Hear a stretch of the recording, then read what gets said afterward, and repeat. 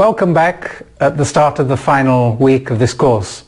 This time the subject is linguistic diversity, creativity and social transformation. Keep up the good work. As I say, this fifth part will bring to an end this course on linguistic diversity. We've dealt with diversity from multiple aspects and perspectives.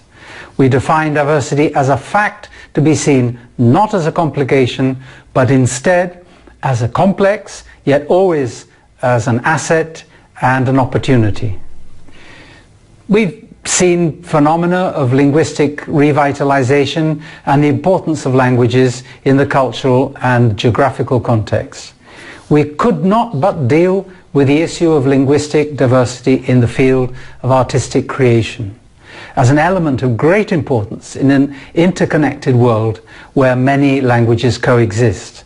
This raises challenges and opportunities to be exploited. Some art forms have their own means of expression: instrumental music, dance, mime, the visual arts.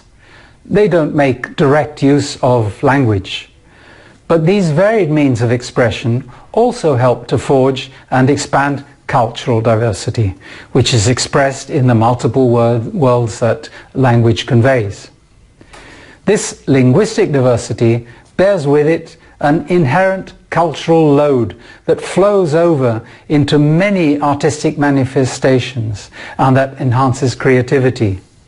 It therefore needs to be protected, because it will end up expressing itself either directly or by being translated into a gesture, a color, a figure, an expression, a volume, or whatever. Other art forms do directly use human language. In actual fact, we could say that they are made of language. And here, linguistic diversity can make utterly innovative and enriching contributions, and does so. Theatre, literature in its multiple genres, cinema, these are good examples of this. Linguistic difference needs to be taken advantage of in order to establish a more cohesive and advanced amalgam that displays the richness of diversity in all its aspects. The Italian playwright Antonio Tarantino, who passed away recently, speaks to us of the importance of language when it comes to shaping a character. And I read, "Language makes the character because language tells a story, and outside their own language, characters could not be who they are and could not say, nor could they make sense of what they say and what they want to give meaning to." This, in a nutshell, is the importance of language.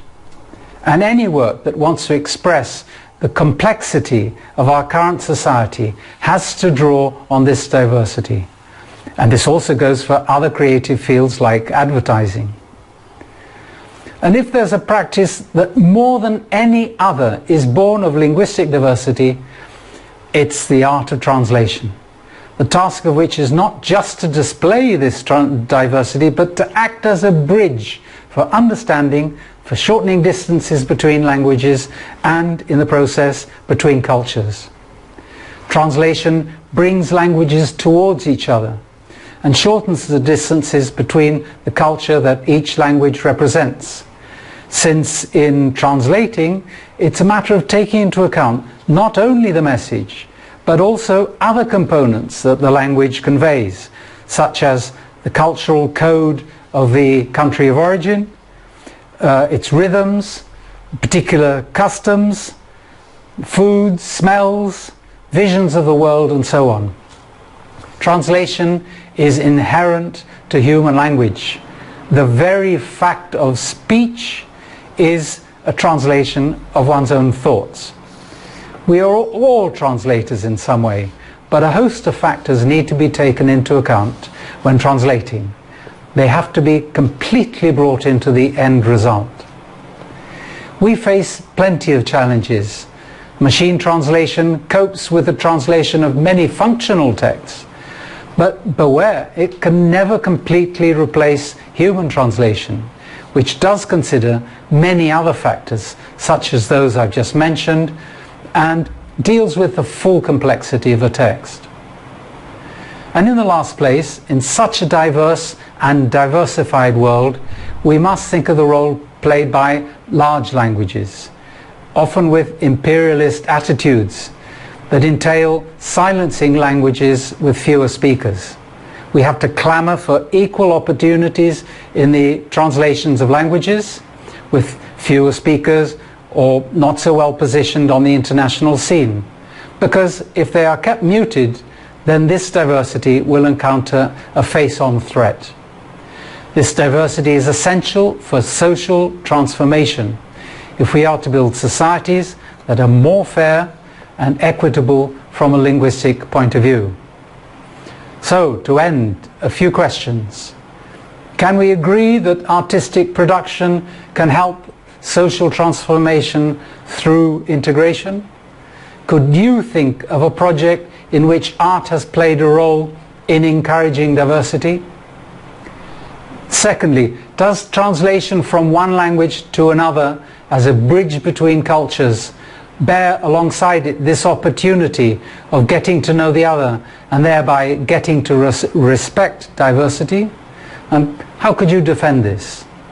And thirdly, are languages with imperialistic attitudes an obstacle to the fostering of diversity? And we'd like to hear your explanation.